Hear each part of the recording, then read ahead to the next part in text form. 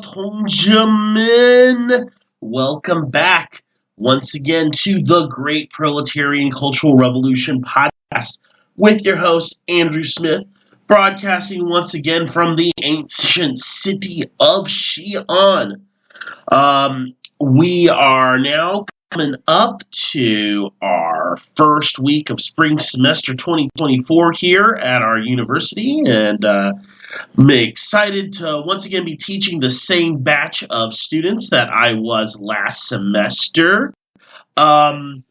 It's Weather's been kind of interesting. It was kind of warm last week, but right now it is a winter wonderland outside, and we've got quite a accumulation of snow. It's quite a bit cold and quite a bit slippery, so I'm staying in today, working from home, and just keeping myself warm with lots of good pu'er tea and things like that. So, hopefully winter will be on its way out here soon. It usually is around March in northwest China. So, quick updates. You guys might remember that my fiance and I, we ended up going to Lanzhou, which is the capital of Gansu province. And Lanzhou was alright. Gansu province is definitely one of those provinces where, like, all the cool stuff, like the ancient temples and ruins and the parts of the Great Wall, most of that's going to be in the countryside, several hours drive or high-speed rail away from the provincial capital. I mean, don't get me wrong. Lanzhou was by no means a bad city, but other than the Gansu Provincial Museum and like the stuff that around the Zhongshan Bridge waterfront and some of the night markets, I don't know. Give Lanzhou about 10, 20 years, and I think it'll be a cool town. I did like the Hui community there, the Muslim night markets, the mosques, the famous Lanzhou Noodle La Mian, which is the Lanzhou beef la mein noodles, which are specifically made by the Hui people there. Those were all great, delicious. I also got 2 new Mao badges from the antique market. I mean, nobody's surprised. Of course, I'm in a new city in China. Gotta see what Mao badges are for sale. I don't know. Give Lanzhou a try. See what you guys think if you're ever in China. To my American listeners, if you like Chattanooga, Tennessee, you might like Lanzhou. Let me put it that way. Very similar, almost like sister cities, you could say, even though, not officially. As for Chinese New Year or Spring Festival itself, nobody calls it Chinese New Year here. We call it Chujie, or Spring Festival. Anyways, it was pretty chill. Yukun's dad and stepmom made a stupendous spread for Spring Festival Eve lunch, and then that night we made some made-from-scratch dumplings and ate them while watching the CCTV Spring Festival Gala, which, I don't know, the gala is usually kind of repetitive and hokey, but this year they featured Xi'an, so that had us all hyped up, man.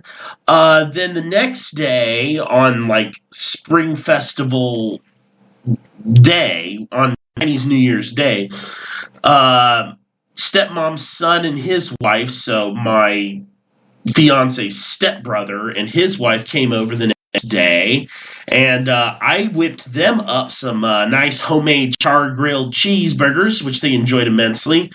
Obviously, the Americans of the family, he has to make burgers. But, it was a nice little time and definitely gave me a feeling of really just how much of a blessing it is to have become part Chinese family. Anyways, that's what the Guo and Smith family's been up to. But today, what I want to do is I'm going to do a thematic episode about a little thing, you could call it. It's a book, but it's more than a book.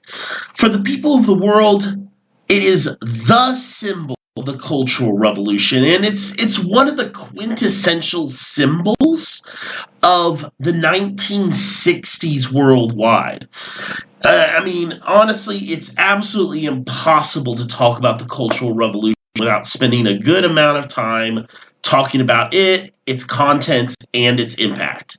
So I think you guys know what we're going to be talking about when we say a book. A book that is, without exaggeration, one of the most formative books in my life in terms of making me the person I am today and shaping the trajectory of my life. Without it, I probably wouldn't be broadcasting to you guys from China today. Of course, what I'm talking about is a little text called Quotations from Chairman Mao Tse-Tung, aka The Little Red Book. So, if you guys have a copy, grab it from your bookshelf, crack it open, and let's dive into this tiny little book that shook the world. In fact, May 1st, 2024 will be the 60th anniversary of the first publication of Quotations from Chairman Mao Tse-Tung.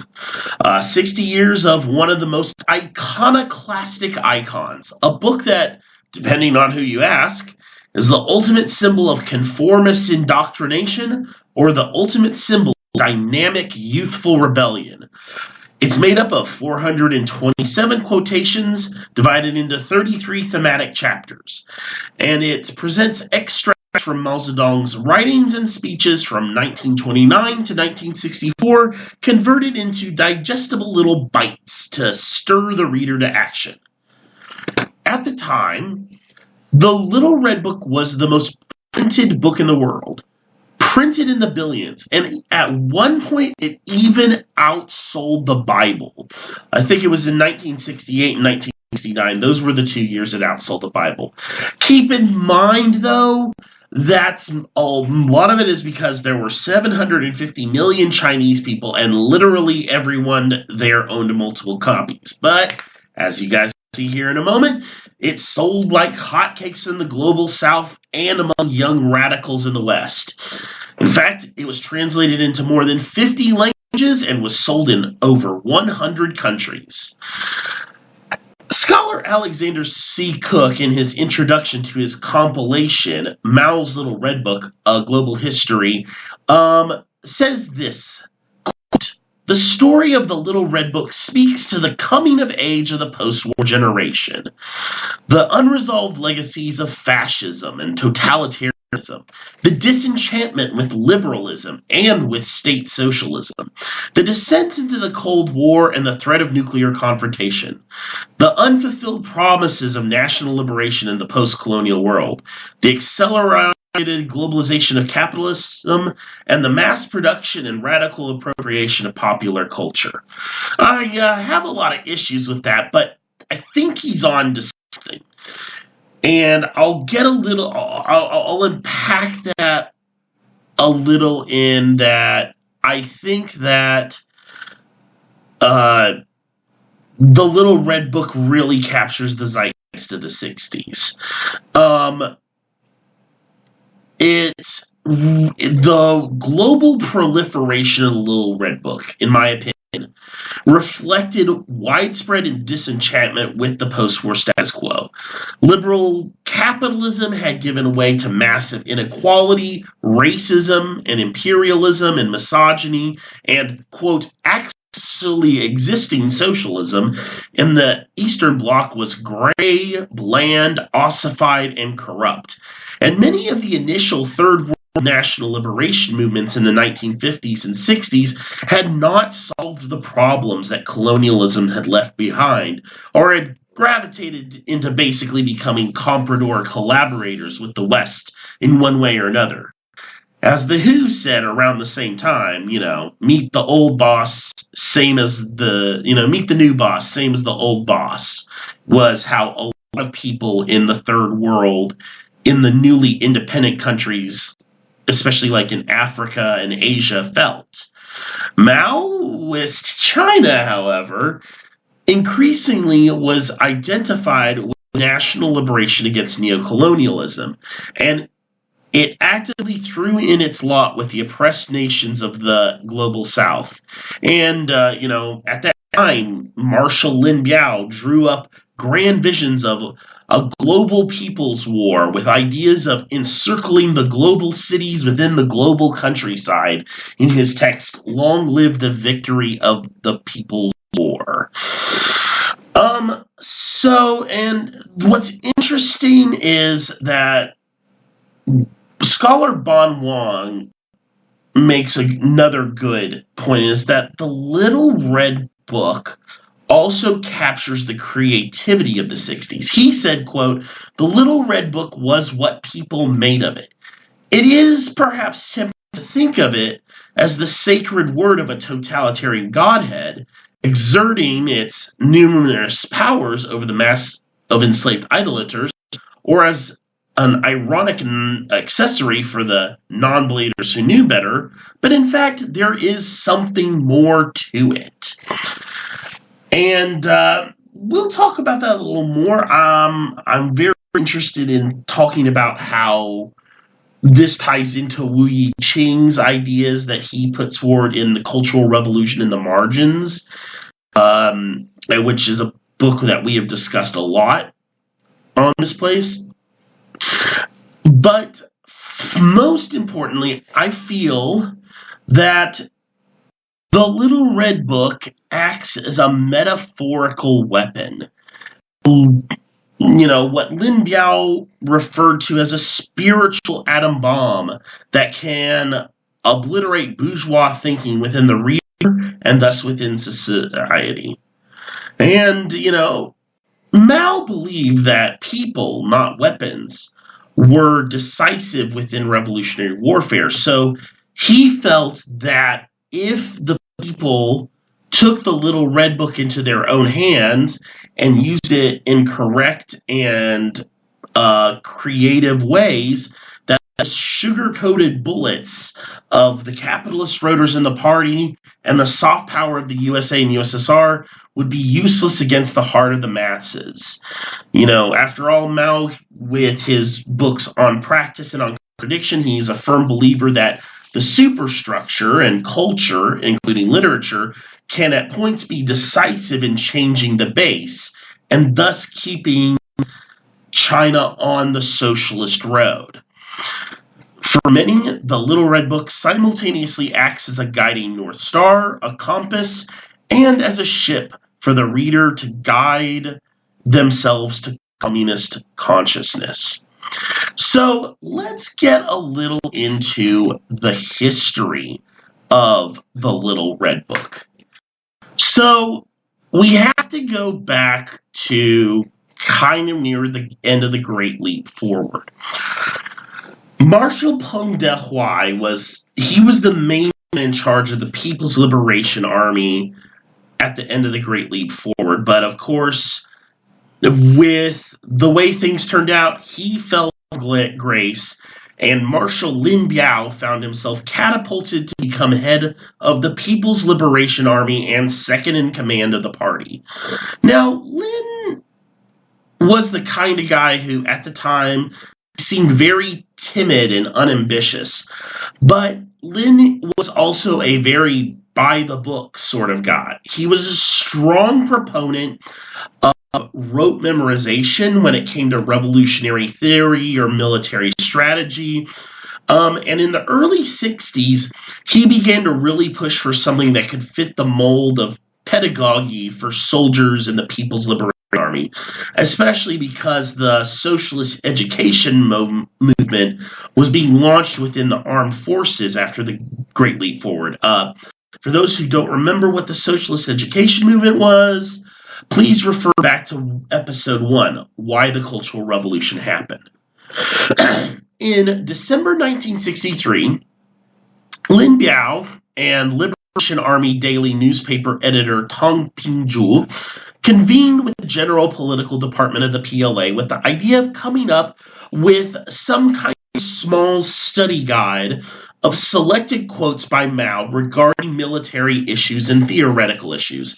After several months of brainstorming and several revisions, in May of '64, the official edition of a small book called Quotations from Chairman Mao Tse-Tung was distributed to officers and soldiers of the PLA, but specifically for military use only. Civilians were not allowed to have them. Originally, it was only 355 quotations, divided into 30 chapters, but within a year, it was expanded to include more non-military theoretical quotations and was packaged into the now standard 427 quotations in 30 chapters with its trademark red vinyl cover and its pocket-sized shaped. The little red book that we know and love today. According to the foreword printed in the reprint of the August 65 edition and in conformity with Comrade Lin Biao's instructions, the Little Red Book was to be issued to every soldier in the whole army, just as we issue weapons. Amidst the nationwide campaign of Learn from the People's Liberation Army, which was part of the socialist education movement, it was a handy piece of standard issue equipment that became a prized trophy among young soldiers. In late August 1966, when the Cultural Revolution, really got going, Mao approvingly reviewed throngs of young Red Guards waving little red books in Tiananmen Square. And the book was soon made available to the general public in order to, as Lin Biao's foreword said, arm the minds of the people throughout the country with Mao Zedong thought. Mastery of Mao Zedong thought split the atom of the mind, unleash the power of human consciousness, destroy the old world, and create a better world. Now, it should be noted that the rise and fall of the spiritual atom bomb that we call the Little Red Book is seen as often tied to the personal fortunes of Lin Biao, with whom the book is often closely associated throughout history. Now, there is a bit of dispute about just how much of an active role Lin took in creating a Little Red Book. I mean, he was often seen as, like I said, very timid, very unambitious, especially at that point. And some even doubt that he even wrote the foreword credited to it. Some people think it was ghost written by someone else. He is still seen as the guy who pitched the idea in '63, and he was the one who spearheaded the Little Red Book's popularization. So I think, and the consensus is basically within popular academic discourse, that without Lin, there would have been no Little Red Book. The quotations, like I said, was quite received by the soldiers of the PLA, and when they bring it home to share with their families while on leave, they found that their civilian loved ones were eager to get copies as well. While still only officially available as an internal military document, demand for access to copies among civilians grew across late '65 and early '66. Finally, on April 20th, 1966, a little more than 3 weeks before the Cultural Revolution was officially launched, the People's Publishing House and the Central Propaganda Department of the Communist Party of China jointly issued an authorization to sell what would become known in English as the Little Red Book, or in Chinese, Bao Shu, or the Red Treasure Book. So I just want to let you guys know that if you say in China the Xiaohongshu, with literally the Little Red Book, people will either not know what you're talking about, or B, think you're talking about a popular social media app called Xiaohongshu. But if you say Hongbao Shu, the red treasure book, that's when people will know, oh, you're talking about the quotations of Mao Zedong.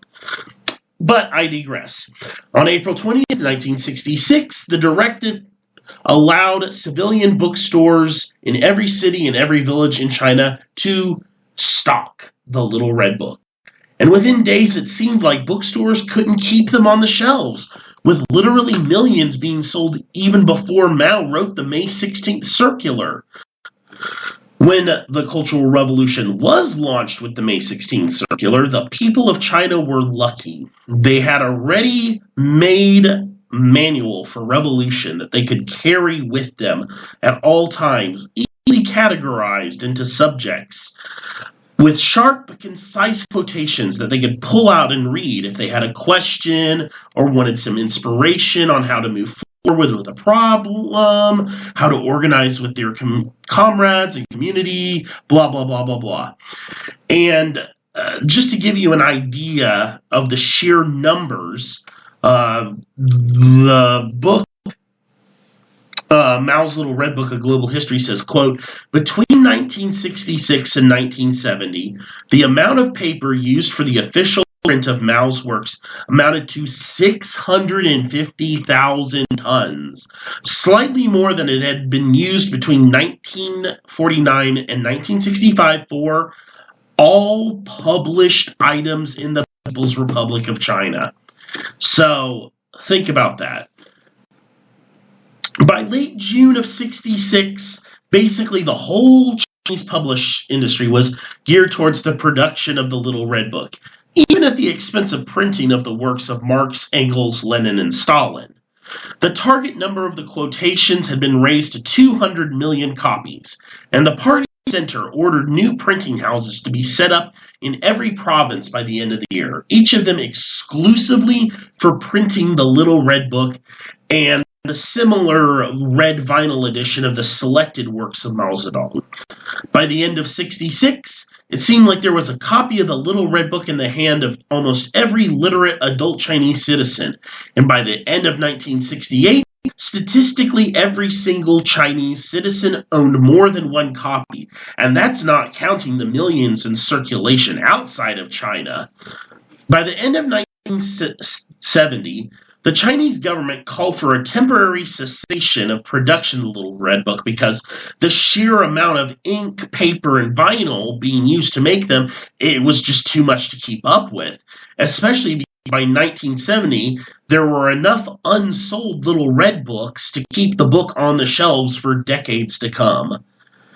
And they were pretty serious about distribution. Another quote from the book that I was rereading is, materials used for the production of Mao's work were exempted from all taxes. Transport of raw materials and paper and finished products of books via railway or air, including packaging and distribution costs, was conducted free of charge. State banks offered interest-free loans to institutions manufacturing or distributing Mao's works. Prices were set only slightly above manufacturing costs, thus turning the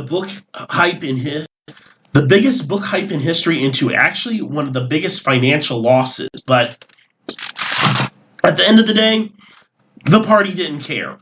What mattered was not profit, turning a profit. It was making revolution. Now, what's interesting is that, yes, there was the standard 33-chapter Little Red Book. And I'll just list off the 33 chapters for those who don't have a copy or don't have their copy by them.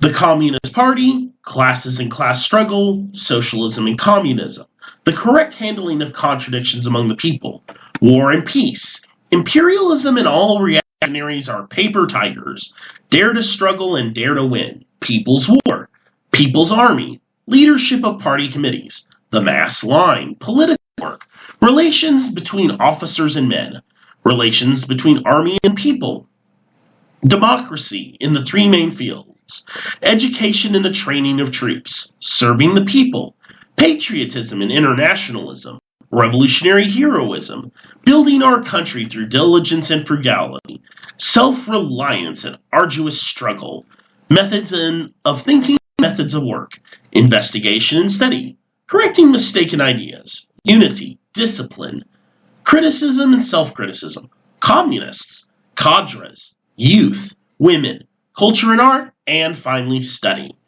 Now, the reason I listed off those 33 chapters was because I want to make an interesting point. Is yes, there was the standard quotations of Chairman Mao Tse-Tung, but there were other, what you could call, Hongbao Shu, red treasure books that weren't the standard quotations of the 427 quotes in 33 chapters. In 1970, it revealed that there was also, alongside the official Little Red Book that we all know and love, there was no less than 440 local editions, 53% of which had been compiled by Red Guard organizations, while the remaining 47% had been printed in the name of temporary state institutions such as revolutionary committees. I actually have some of these little local editions of Red Treasure books. I have a little red book that is just Mao's poetry. I have one that is a collection of articles and quotations by Mao from some a Red Guard faction at Xi'an Jiaotong University. I have one that is little red, like it's kind of like it's a little red songbook. It's a little red book, and it's just songs. It's like different songs of the Cultural Revolution. I have one that is selected military writings of Chairman Mao. I have one that is something about Mao and agriculture. Chairman Mao speaks on agricultural production. So, there were multiple little red books, although I don't think the selected military writings of Mao, those were translated in more limited numbers into foreign languages. I have an English edition and a Portuguese edition, but other than that, most of the local little red books were only produced in Chinese. And anyways, the years of 1966 and 67 were such a fascinating period when people applied the Little Red Book into all aspects of life. And this is where I want to circle back around to what I was ranting about earlier, about how Wanbang said the Little Red Book was what people made of it. And much like scholar Wu Yiqing said of Maoism in general, what you see is that the masses forced Mao's quotation out of Mao's hands and into their own, and crafted their own interpretations in very innovative, but in also very contradictory ways. So, for example, in the spring and summer of 1966, pro-Liu Shaoqi work teams used the Little Red Book's first chapter, which says the leading core of the Chinese nation is the Communist Party, to justify blind obedience to all party cadres, while high school Red Guards, during Red August, later that year, used the quote about how revolution is not a dinner party to wreak havoc and punch in all directions indiscriminately, often in ways that were excessive and led to unnecessary tragedies. Some factions tried to use the quotations from the chapter on the correct handling of contradictions among the people to emphasize that the Cultural Revolution should primarily be a revolution based on nonviolent line struggle in the realm of culture, while other factions used the military and strategy and maneuvering quotations chapter to emphasize the necessity to raise the Cultural Revolution into being an armed struggle. And that's the strange beauty of the Little Red Book, in my opinion. It's a book that, because it's what you make of it, in a sense, it's an extremely democratic text. It's an anti-authoritarian text in a way, if I may be a bit provocative. And let me tell you, Chinese people weren't the only way to feel this same way about the Little Red Book. And let me tell you about how the Little Red Book took the world by storm. And we'll get a little more into this near the end of this podcast series in our transnational consequences of the Cultural Revolution. But I want to touch real quick about the translations. Like I said, so there are 50 translations. The Little Red Book was translated into 50 different languages, sold in over 100 countries.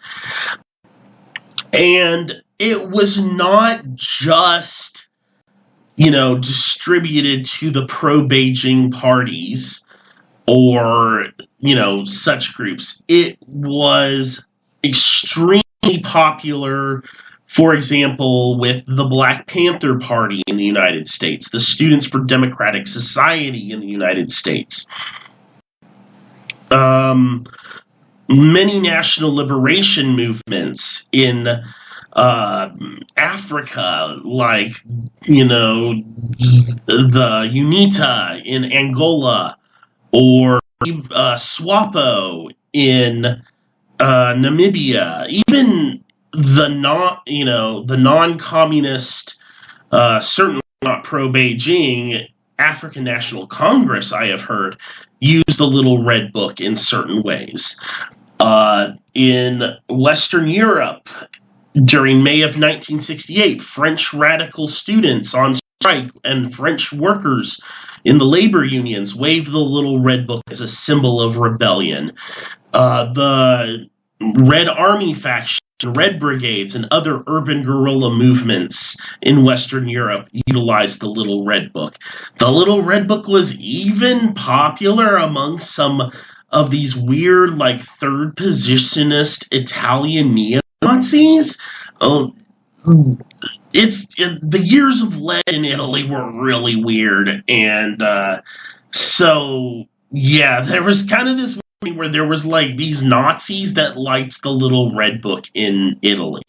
You should definitely look up that story if you have to. We don't have time, but that's quite a story. Even the Provisional Irish Republican Army, while the leadership of the IRA disapproved of the Little Red Book being used, it was popular among IRA POWs in Longkesh prison. It was popular, especially within the South Tyrone Brigade of the IRA and the South Armagh Brigade of the IRA. It was popularly used by the Irish National Liberation Army, which was a more Marxist offshoot of the IRA. So, the Little Red Book had such a global impact. It was taught in universities in Ghana. It was taught in universities in Tanzania. It was taught in universities in Albania.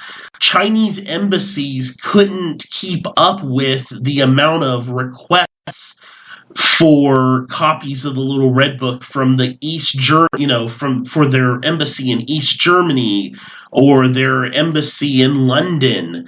It was just crazy how everyone, it seemed, in some way, shape, or form, was goo gaga for the Little Red Book. The Little Red Book was even used by the Viet Cong during the Vietnam War to a limited extent. I have a Vietnamese translation of the Little Red Book on my shelf, in fact.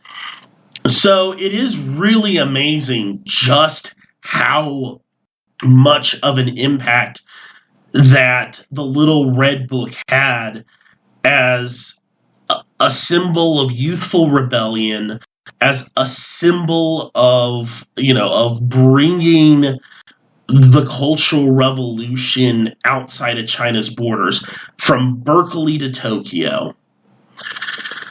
However, the summer of 1968 saw a great change in how the Little Red Book was treated, at least in China. That summer is when we see, as you know, and we will see in the upcoming episodes, the disbanding of the Red Guard movement and the rebel mass organizations, and the People's Liberation Army becomes inordinately dominant in many aspects of political life, and Lin Biao's loyalty campaigns to continue to ramp up, which I've talked about in the last couple of episodes. The Little Red Book at this point, in summer of 68 through spring of 1969, slowly becomes less of a book that the masses could interpret freely and apply to their particular conditions, and was basically now a piece of scripture that was to be recited, memorized, and codified into a dogma. Now the PLA's interpretation, or more specifically, Lin Biao and his clique's interpretation of Mao's quotations, were the only interpretation that would fly.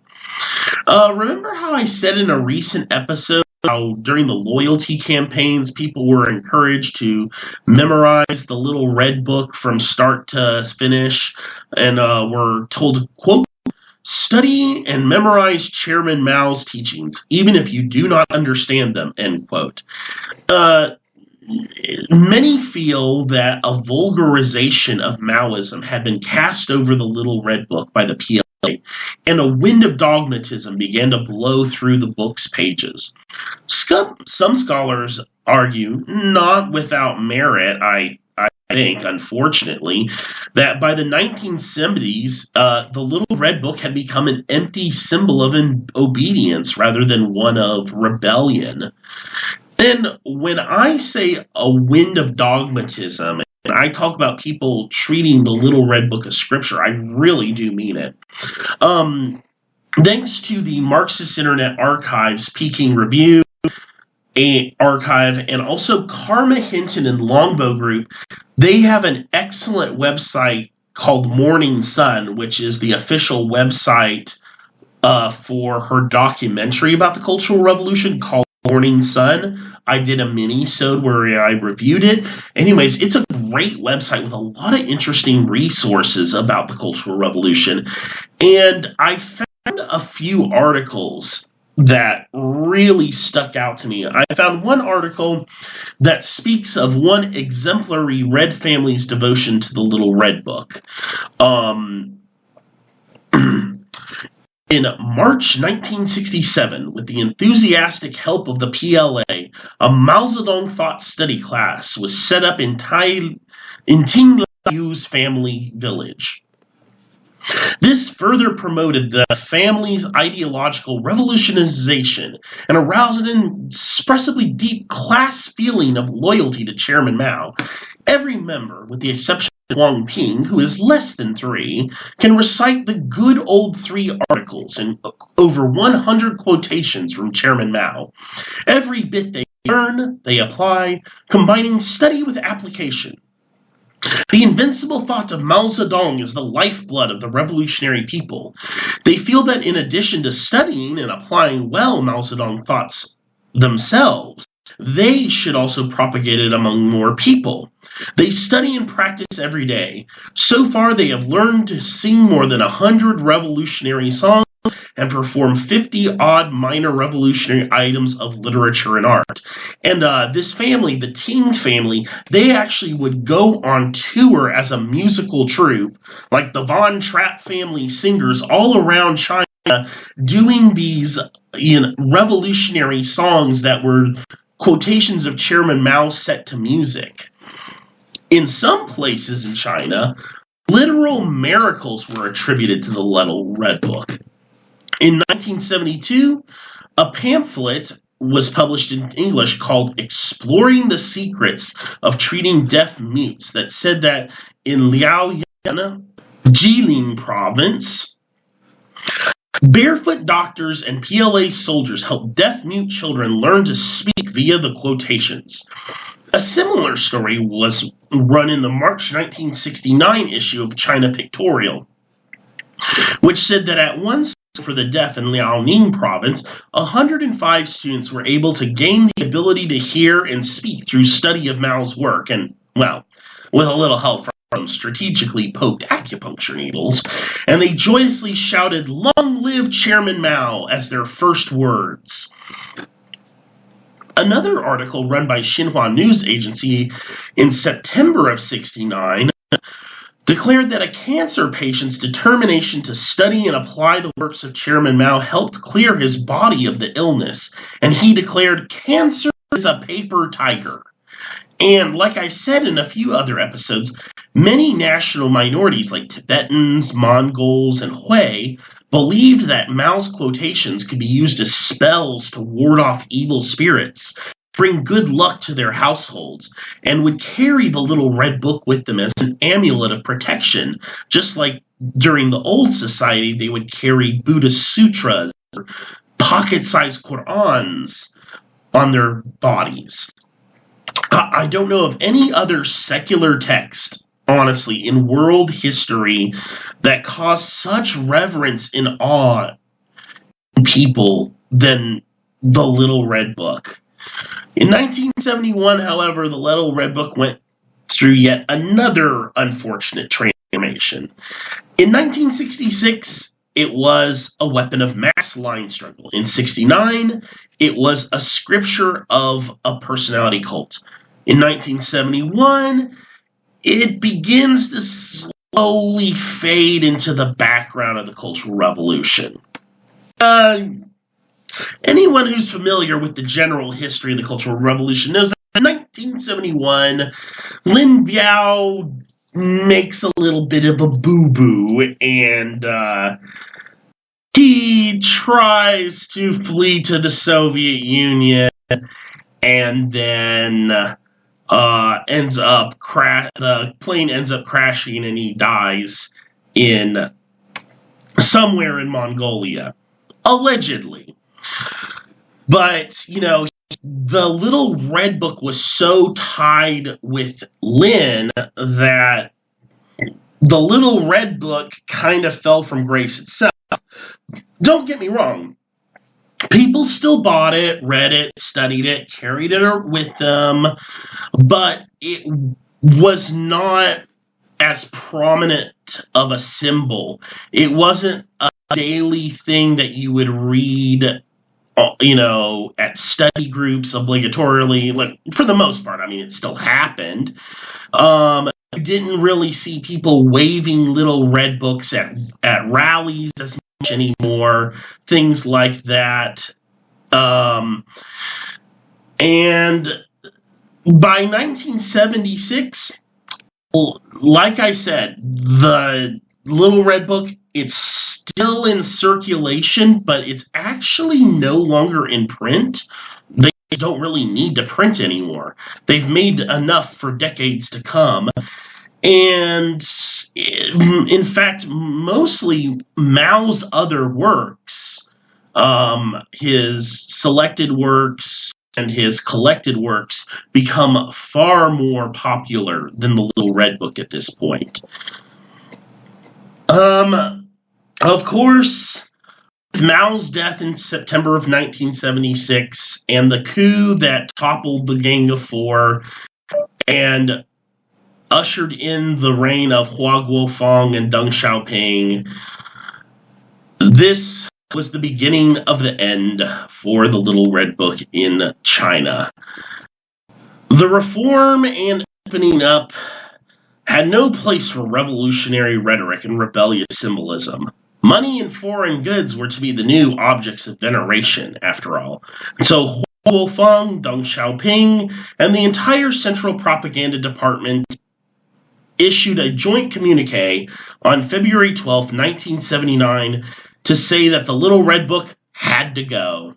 The very next day, Quotations from Chairman Mao Tse-Tung was officially withdrawn from circulation, and by the end of the year, over 100 million unsold copies had been pulled from bookshelves,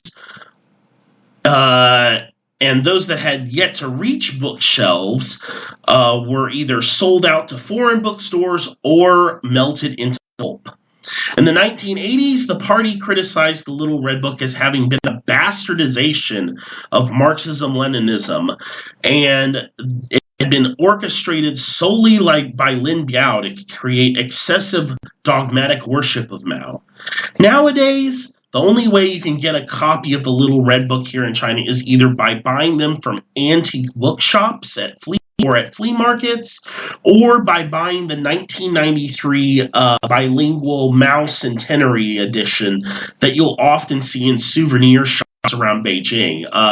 Many of my listeners probably have one. It's the one that has Mao's face on the cover, and it has a few color photos of him at the front. Thankfully, like I said a few times this episode, so many of them were made that even with it being out of print and so many unsold copies being destroyed in the late 70s, it's still very easy to find and will probably be for many years to come. You can also buy a very good edition from China Books in the US that is made to look like the 1960s English edition, and that's the one that I usually keep on my desk at home. The Little Red Book it's one of those books that has such a staying power. It's truly a spiritual atom bomb and an invincible weapon. Well, alrighty, folks, I guess that's as good as a point as any to stop, but man, I really enjoyed talking about this book today. I really enjoyed talking about the Little Red Book. Very few books can be said to have the impact that it did. The Bible, the Quran, the Communist Manifesto, Mein Kampf, Thomas Paine's Common Sense, the Declaration of the Rights of Man, and of course, Quotations from Chairman Mao. And it's a book that I think will continue to make a serious impact on radicals around the world for generations to come, if my predictions are correct. But right now, it's time for me to click off the mic and whip up some lunch here in a bit. I got to upload some of last spring semester's PowerPoint lectures to my USB drive for next week's classes. Just letting you know, I found out that I will have a conference to go to at the end of March. So there will be no new episode next month. Maybe I'll be able to sneak in a mini-sode in the middle of the month if I have some time, but our next chronological episode will have to wait until the end of April. Sorry to say it, but, work comes first. I don't make any money off of this podcast yet. I just do it for the hood. But stay tuned for April, because that's when we get back to the rest of the story as the drama of the revolution continues yet again and reaches yet another jaw-dropping crescendo. You won't want to miss it, trust me. So, like I always say at the end of every episode, from the ancient city of Xi'an, I say, be resolute, fear no sacrifice, surmount every difficulty to win victory. And always, everyone be safe and take care. Zaijian! Sources for this month's episode are Mao's Little Red Book, A Global History, compiled and edited by Alexander C. Cook. The Mao Cult, Rhetoric and Ritual in China's Cultural Revolution by Daniel Leese. Morning Sun, a film about cultural revolution, official website by Karma Hinton and the Longbow Group. Marxist Internet Archive's Peking Review Archives.